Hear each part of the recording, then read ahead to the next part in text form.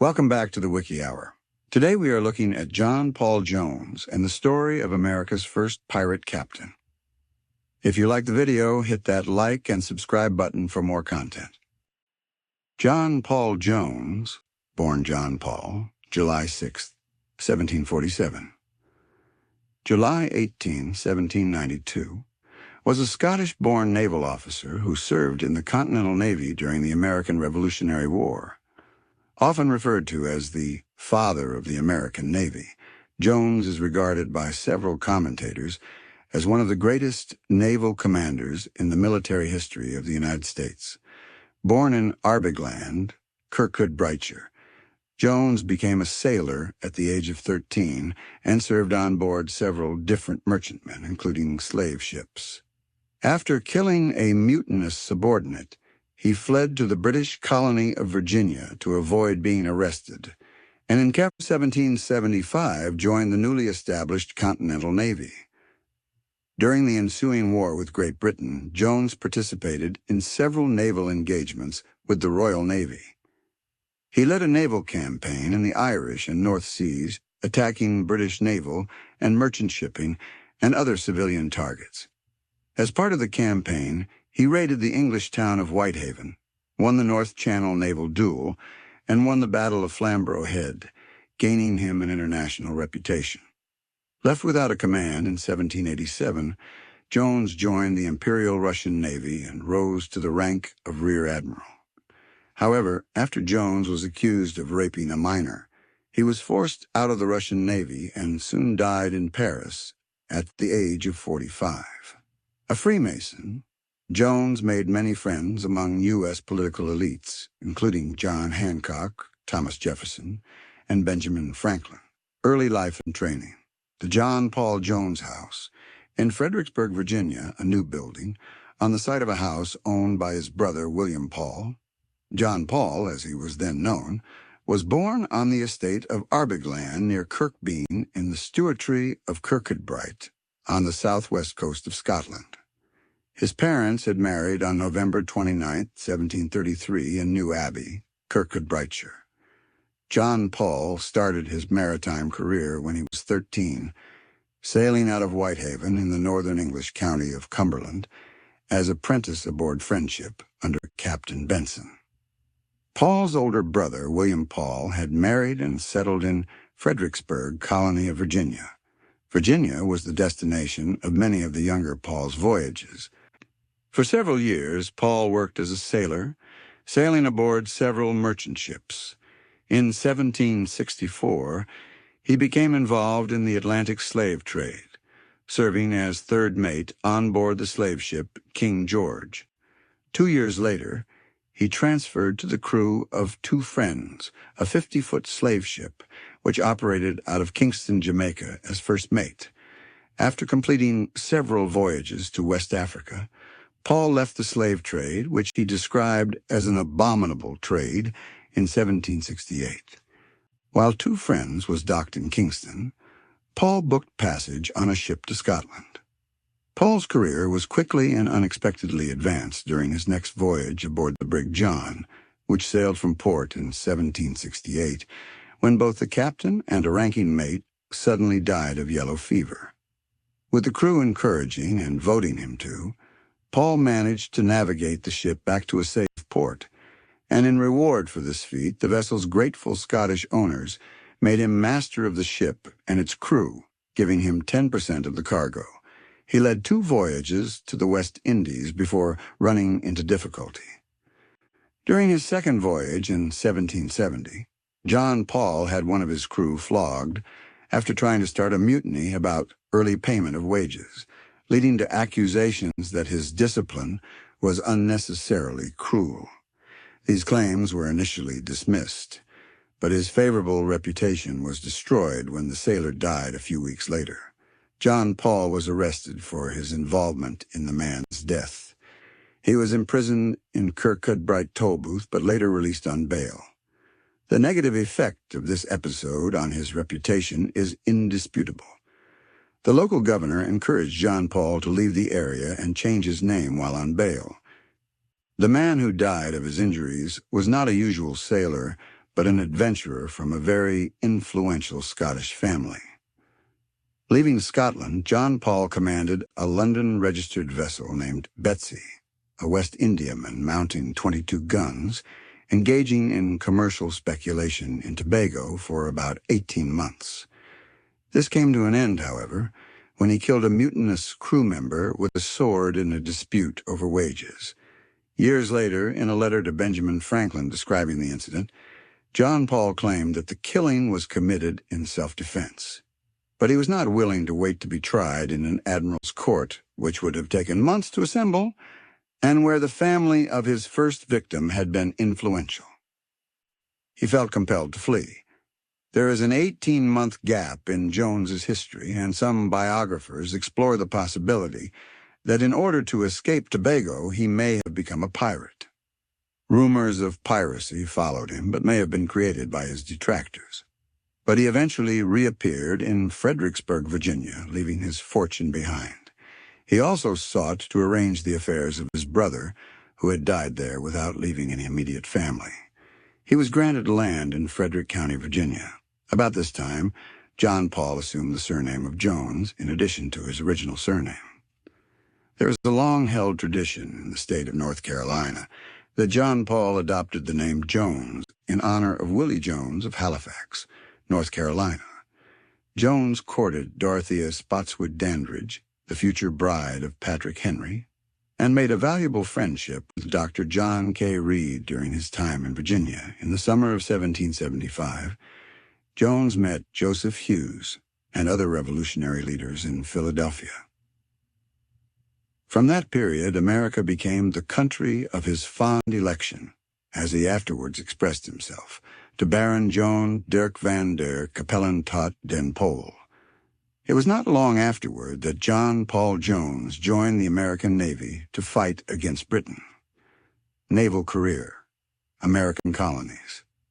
Sources struggle with this period of Jones's life, especially the specifics of his family situation, making it difficult to pinpoint historically Jones's motivations for emigrating to America.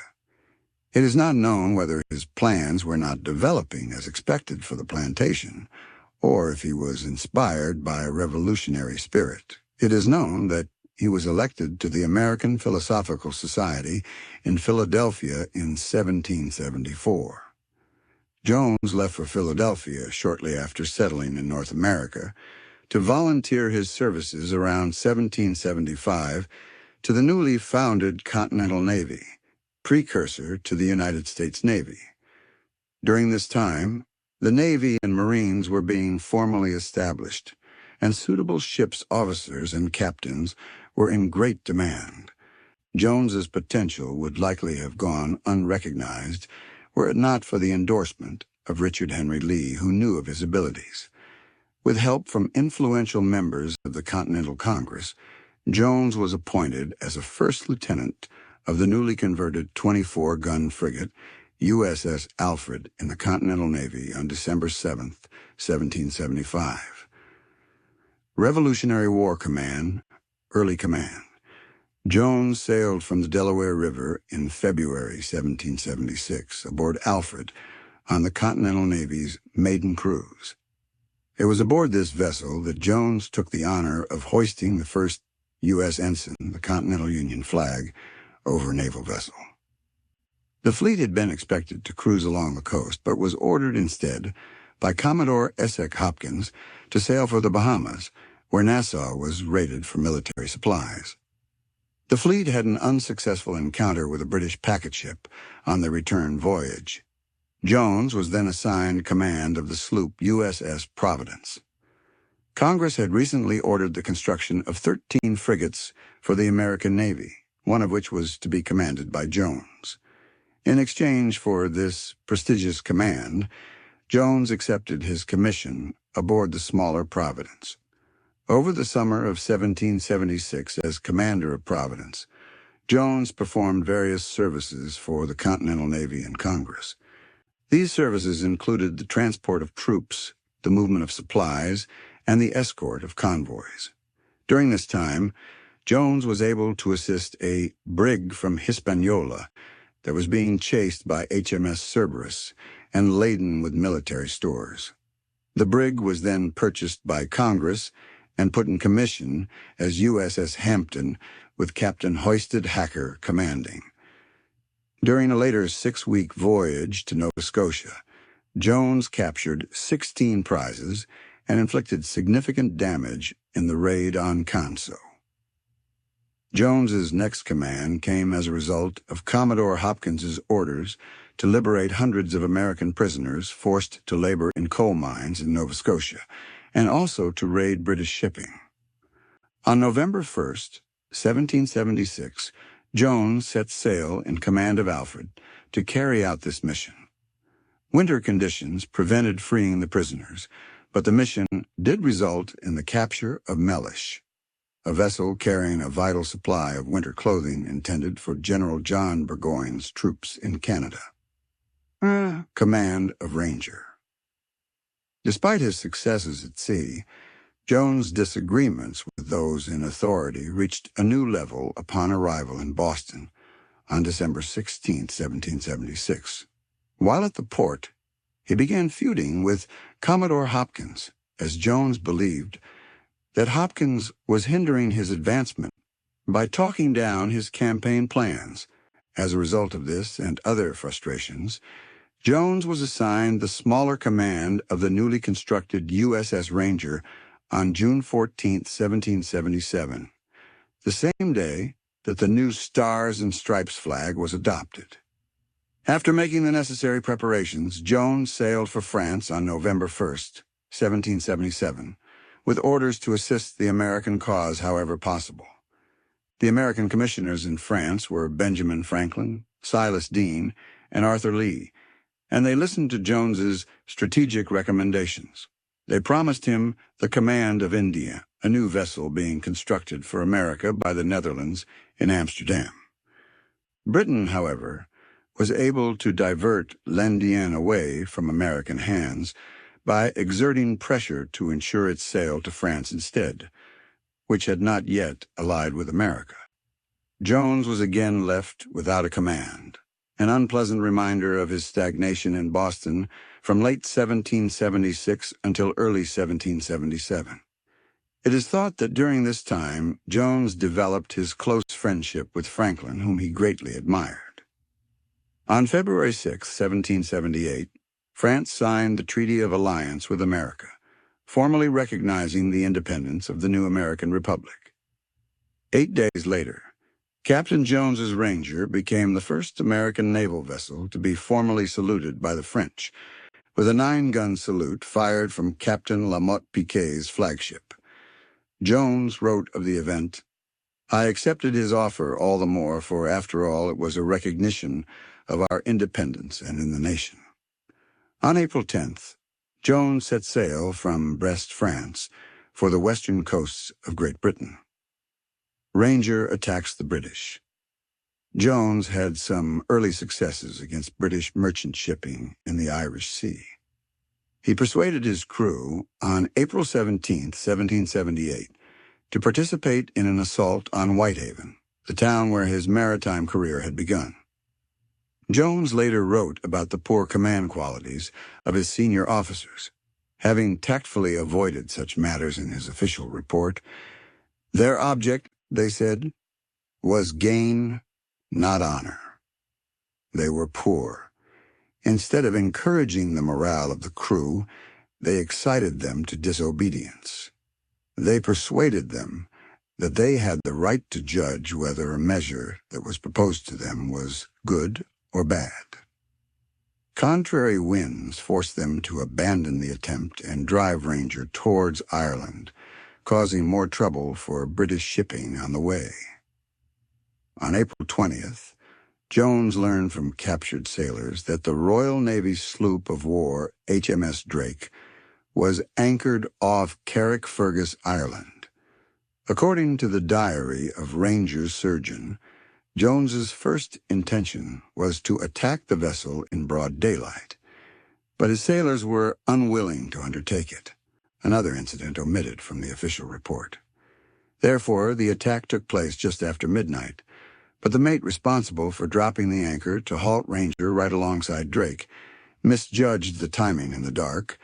Jones claimed in his memoirs that the man was drunk.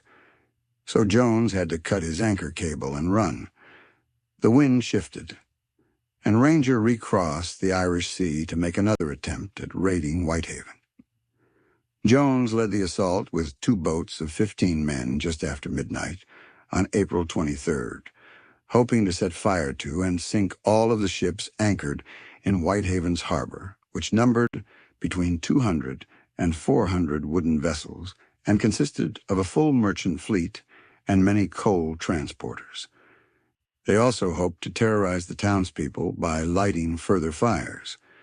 As it happened, the journey to shore was slowed by the shifting wind, as well as a strong ebb tide. They successfully spiked the town's big defensive guns to prevent them being fired.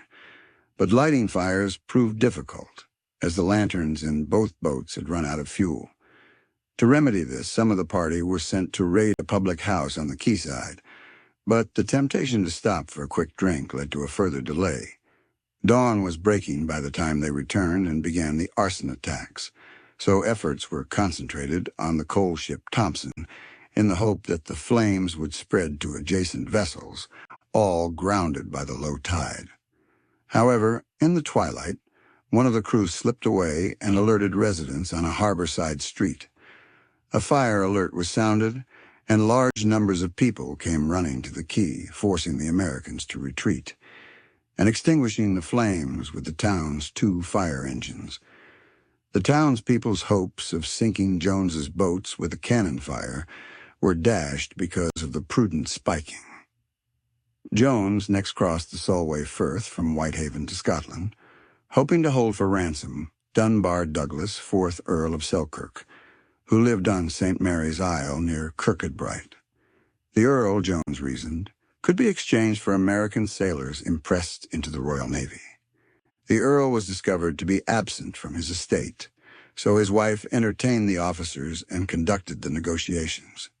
Canadian historian Peter C. Newman gives credit to the governess for protecting the young heir to the earldom of Selkirk, Thomas Douglas, and to the butler for filling a sack half with coal and topping it up with the family silver in order to fob off the Americans.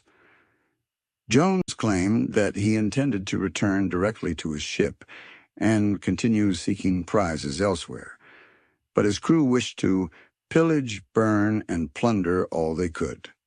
Ultimately, Jones allowed the crew to seize a silver plate that adorned with the family's emblem to placate their desires, but nothing else.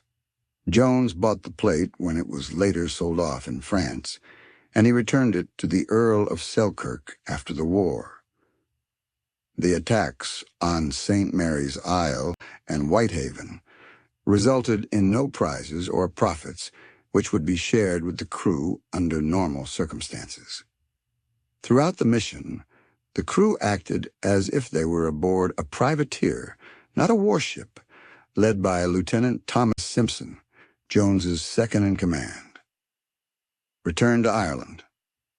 Jones led Ranger back across the Irish Sea, hoping to make another attempt at Drake, still anchored off Carrickfergus. Late in the afternoon of April 24th, the ships, roughly equal in firepower, engaged in combat. Earlier in the day, the Americans had captured the crew of a reconnaissance boat and learned that Drake had taken on dozens of soldiers with the intention of grappling and boarding Ranger. So Jones made sure that did not happen, capturing Drake after an hour-long gun battle in which British Captain George Burton was killed. Lieutenant Simpson was given command of Drake for the return journey to Brest. The ships separated during the return journey as Ranger chased another prize, leading to a conflict between Simpson and Jones. Both ships arrived at port safely, but Jones filed for a court-martial of Simpson, keeping him detained on the ship. Partly through the influence of John Adams, who was still serving as a commissioner in France, Simpson was released from Jones's accusation. Adams implies in his memoirs that the overwhelming majority of the evidence supported Simpson's claims. Adams seemed to believe Jones was hoping to monopolize the mission's glory, especially by detaining Simpson on board, while he celebrated the capture with numerous important European dignitaries. Even with the wealth of perspectives, including the commanders, it is difficult to determine what occurred. It is clear, however, that the crew felt alienated by their commander, who might well have been motivated by his pride. Jones believed his intentions were honorable, and his actions were strategically essential to the revolution. Regardless of any controversy surrounding the mission, Ranger's capture of Drake was one of the Continental Navy's few significant military victories during the Revolution. Ranger's victory became an important symbol of the American spirit and served as an inspiration for the permanent establishment of the U.S. Navy after the Revolution. Bonhomme Richard. In 1779, Captain Jones took command of the 42-gun USS Bonhomme Richard, a merchant ship rebuilt and given to America by the French shipping magnate Jacques Donatien Leray. On August 14th, as a vast French and Spanish invasion fleet approached England, he provided a diversion by heading for Ireland at the head of a 5-ship squadron, including the 36-gun USS Alliance, 32-gun USS Pallas, 12-gun USS Vengeance, and Le Cerf, also accompanied by 2 privateers, Monsieur and Granville. When the squadron was only a few days out of Groix, Monsieur separated because of a disagreement between her captain and Jones. Several Royal Navy warships were sent towards Ireland in pursuit of Jones, but on this occasion, he continued right around the north of Scotland into the North Sea. Jones's main problems, as on his previous voyage, resulted from insubordination, particularly by Pierre Landaeus, captain of Alliance. On September 23rd, the squadron met a large merchant convoy off the coast of Flamborough Head, East Yorkshire. The 44-gun British frigate HMS Serapis and the 22-gun hired armed ship Countess of Scarborough placed themselves between the convoy and Jones's squadron, allowing the merchants to escape. Shortly after 7 p.m., the Battle of Flamborough Head began. Serapis engaged Bonhomme Richard, and Alliance fired from a considerable distance at Countess. After sustaining significant damage from the Serapis and Alliance's bombardment, Jones quickly recognized that he could not win a battle of big guns, and with the wind dying, made every effort to lock Richard and Serapis together.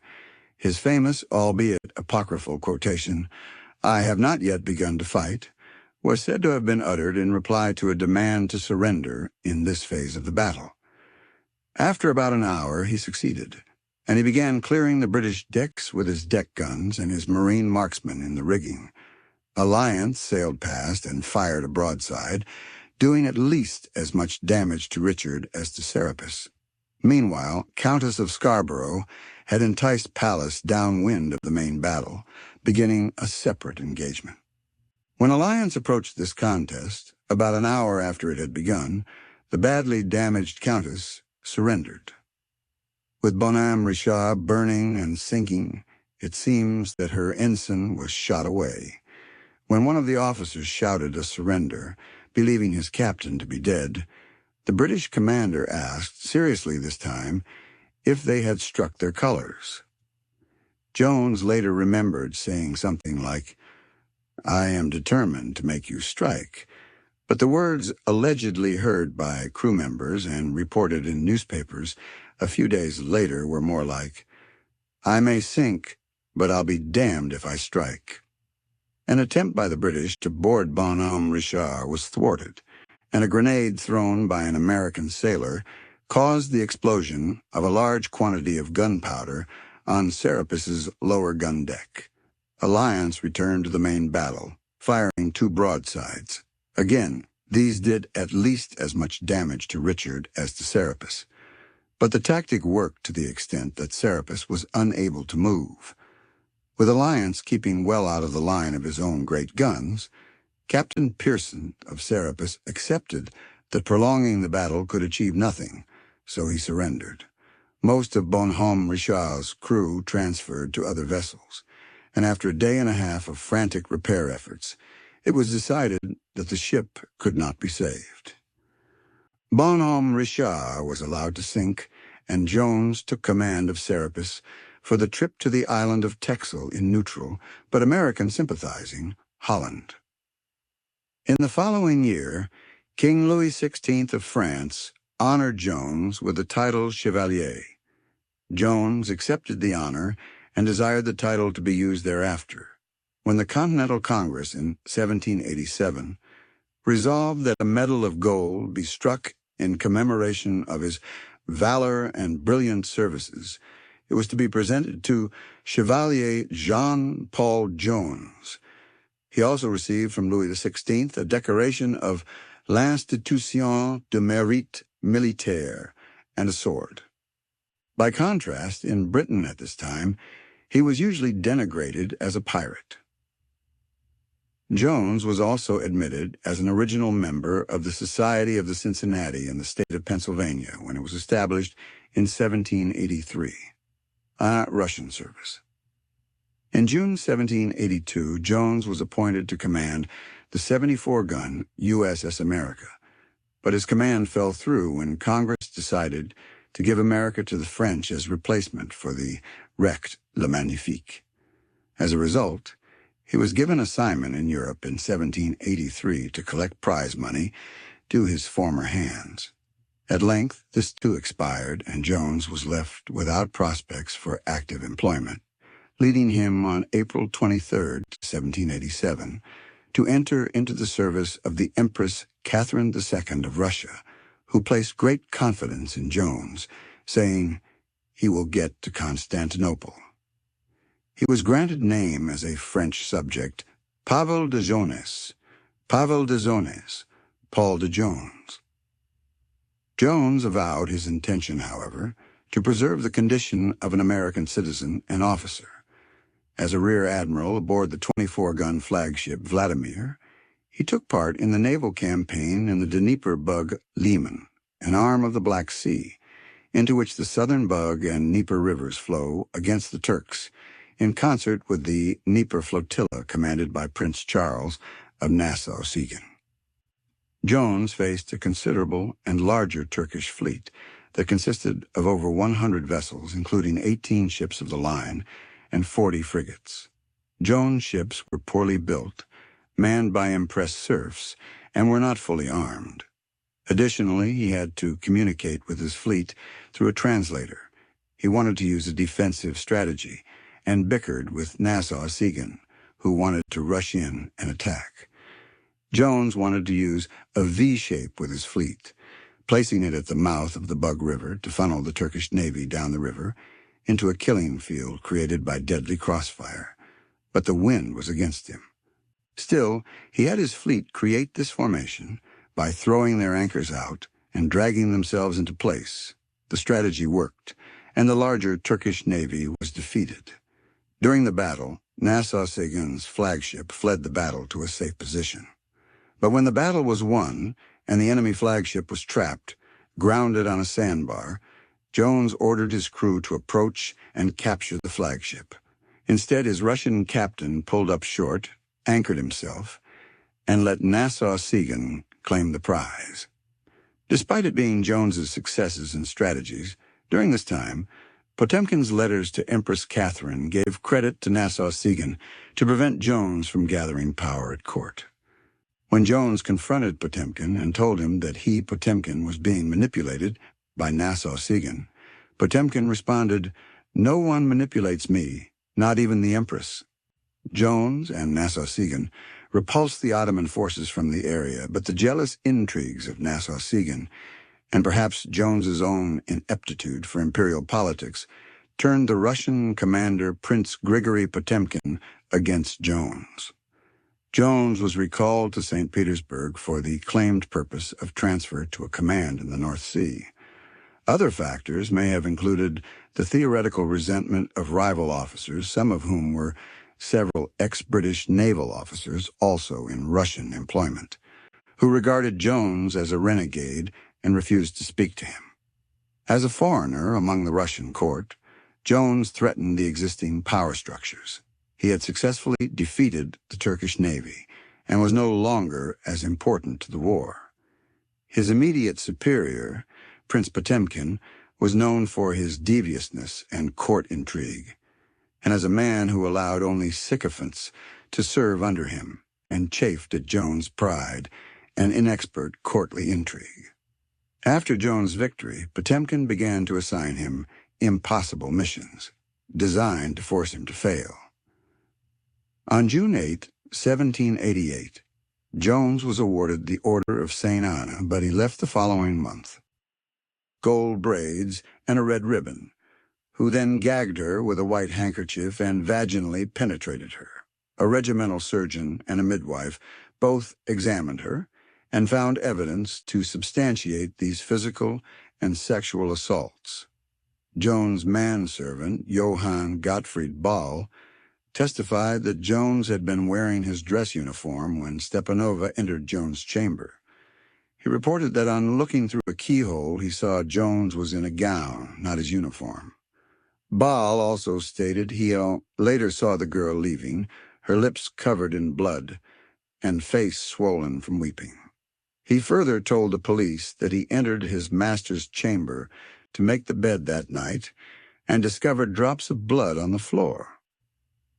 The rape had been reported slightly over a day after it was said to have occurred, which meant the case would ordinarily not have continued due to Russian statutory codes considering any such delay evidence of consent.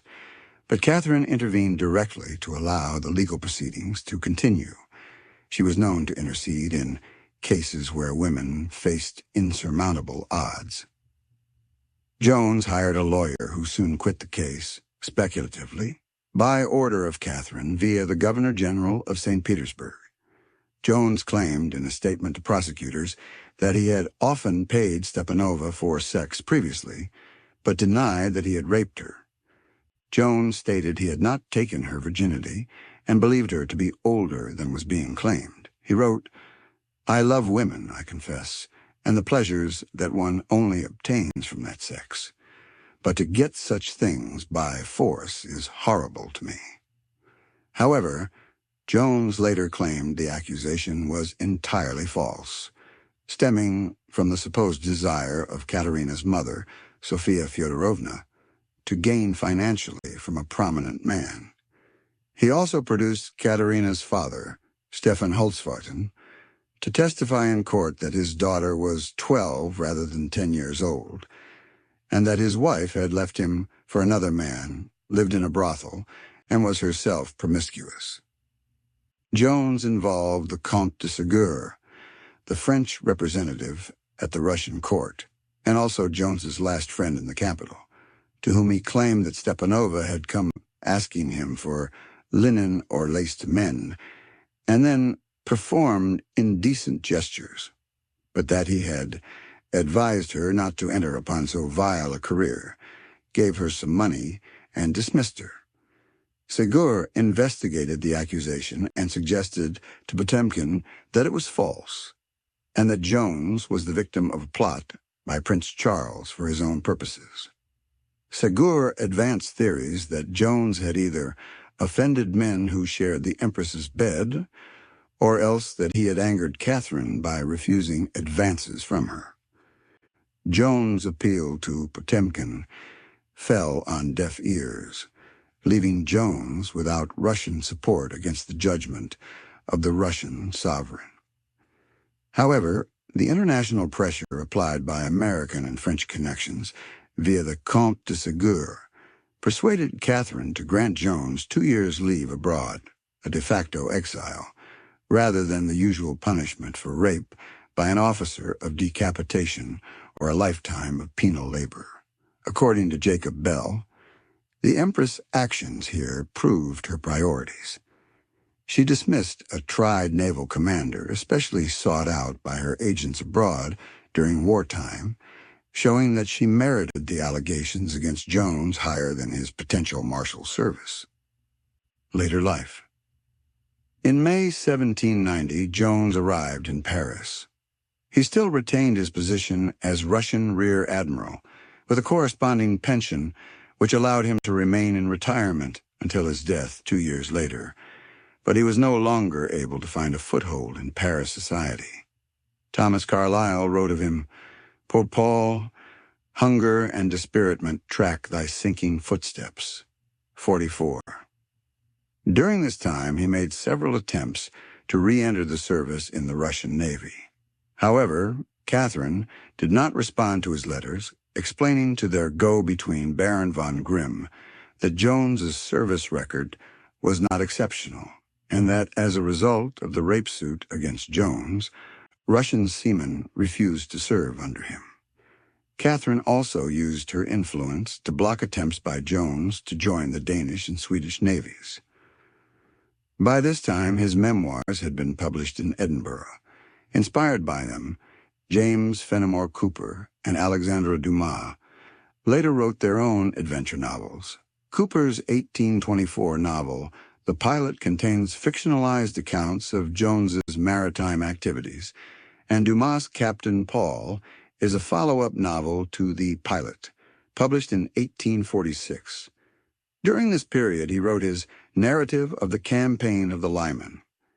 In his addendum to the Encyclopedia of American Biography entry on Jones, Walter R. Herrick, citing S.E. Morrison's John Paul Jones, A Sailor's Biography, 1959, concluded, "In sum, Jones was a sailor of indomitable courage, of strong will, and of great ability in his chosen career." On the other side of the coin, it must be admitted that he was also a hypocrite, a brawler, a rake, and a professional and social climber. Although these elements of his character do not detract from his feats at sea, they do perhaps cast in doubt his eligibility for a prominent place in the ranks of America's immortals. Death. In June 1792, Jones was appointed U.S. consul to treat with the Dey of Algiers for the release of American captives. Before Jones was able to fulfill his appointment, he was found dead lying face down on his bed in his third-floor Paris apartment, number 19 Rue de Tournon, in the 6th arrondissement, on July 18, 1792. He was 45 years old. The cause of death was interstitial nephritis. A small procession of servants, friends, and loyal family walked his body 4 miles, 6.4 kilometers, for burial. He was buried in Paris at the Saint Louis Cemetery, which belonged to the French royal family. In their obituaries, the American press had partially forgotten his achievements, and some described him as a French war hero. 47. Upon his death, Jones was owed significant money and land by others. He was never directly paid for his service on the Bon Homme Richard, and had instead been forced to purloin part of the sum paid to the vessel's officers. 3 of the 7 ships he had captured had been requisitioned by Denmark, which never reimbursed him. He had instead been granted an annual pension by the Danish king, but this was never paid either. He was also owed nearly 13,000 acres of land in western Pennsylvania, purchased from William Trent in 1783. Jones' will left both claims to his niece Jeanette Taylor, who came to America in 1830 to pursue them. She seems to have been unsuccessful, and following her death in 1843, the claims were more aggressively pursued by her own successor, George Lecky Loudon. Loudon obtained restitution for the ships, but Congress ignored his petition for the land. Jones's grave was either unmarked or the marker was stolen at an unknown point. 106. By the time Americans began searching for his coffin in 1899, the record of his burial plot had also been lost, burned by the Paris Commune during the Semaine Sanglante. 96.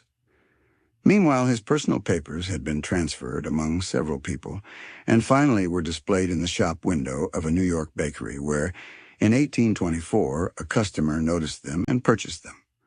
A New York newspaper described the papers as documents belonging to Franklin, Hancock, Lafayette, and John Adams, failing to mention Jones himself. 67, exhumation and reburial. In 1905, Jones' remains were identified by U.S. Ambassador to France General Horace Porter, who had searched for 6 years to track down the body, using a poor 1851 copy of the missing burial record. After Jones's death, Frenchman Pierre-François Simoneau had donated over 460 francs to mummify the body. It had been preserved in alcohol and interred in a lead coffin, in the event that should the United States decide to claim his remains, they might more easily be identified. Porter knew what to look for in his search. With the aid of an old map of Paris, Porter's team, which included anthropologist Louis Capitan, identified the site of the former St. Louis Cemetery for alien Protestants. Sounding probes were used to search for lead coffins, and 5 coffins were ultimately exhumed. The third, unearthed on April 7, 1905, was immediately recognized as Jones by the excavators. 105A post-mortem examination by Doctors Capitan and Georges Papillot confirmed their impression, finding several points by which the corpse could be identified as Jones. The autopsy confirmed the original listing of cause of death. The face was later compared to a bust by Jean-Antoine Houdon. 114. Jones's body was brought to the United States aboard the USS Brooklyn, CA-3, escorted by 3 other cruisers, one being the USS Tacoma, CL-20.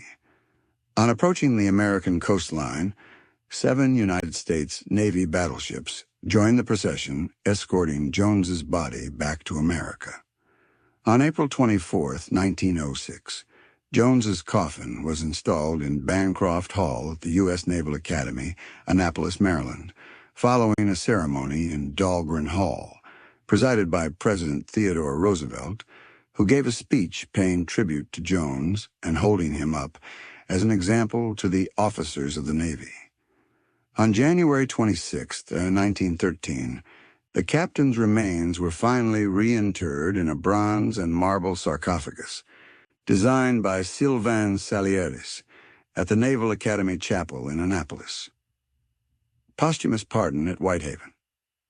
Jones was given an honorary pardon in 1999 by the Port of Whitehaven for his raid on the town in the presence of Lieutenant Steve Lyons, representing the United States Naval Attaché to the UK, and Yuri Fokine, the Russian ambassador to the UK. The United States Navy was also awarded the Freedom of the Port of Whitehaven, the only time the honor has been granted in its 400-year history. The pardon and freedom were arranged by Gerard Richardson as part of the launch of the Series of Maritime Festival. Richardson's of Whitehaven, a wine and coffee merchant in the town, is now the honorary consulate to the United States Navy for the town and port of Whitehaven. In May 2017, the U.S. Navy consul was U.S. Navy Rear Admiral, retired, Steve Morgan, and the deputy consul was Rob Romano. In literature and the arts, James Fenimore Cooper wrote a historical novel, The Pilot, A Tale of the Sea, published in 1823, featuring John Paul Jones as its main character. This novel was later reinterpreted by the French writer Alexandre Dumas in Captain Paul, Le Capitaine Paul, published in 1838. There is a single Hollywood film about him, John Paul Jones, 1959, which includes a largely fictionalized portrayal of his private life. There's also a 45-minute documentary about him, produced in 1995. In 1923, Franklin Delano Roosevelt wrote a screenplay about Jones and sent it to Paramount Pictures founder Adolphe Zukor, who politely rejected it. Johnny Horton wrote a sea shanty about John Paul Jones in 1960. The English folk band The Longest Johns made a song referring to him from the British perspective titled John Paul Jones is a Pirate. Jones is a featured character in the American animated historical fiction television series Liberty's Kids. In the episode Not Yet Begun to Fight, Jones, voiced by Liam Neeson, helps main character Sarah see that her true loyalty lies with America during the Battle of Flamborough Head. This has been another episode of the Wiki Hour. If you liked the video, hit that like and subscribe button for more content, and I'll see you on the next episode. Until then, adieu and goodbye.